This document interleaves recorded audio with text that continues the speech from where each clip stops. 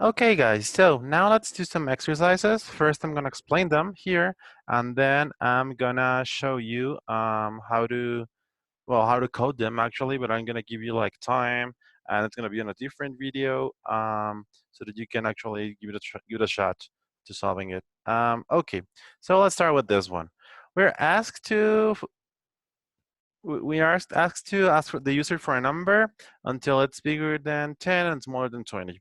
Okay, so if we just write this in math notation, we're gonna have an x, which is a number that the user is gonna input.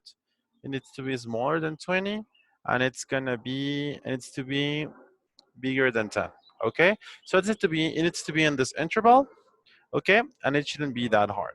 Okay, so a good way to know what to do is, well, to do like steps. Okay, the first step would be naturally to ask for an input. Uh,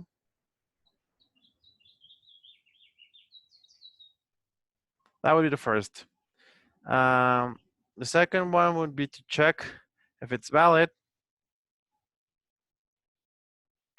That means if it's in range.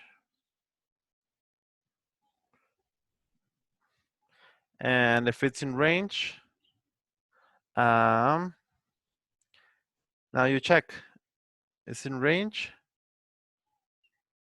Then you go out, you continue.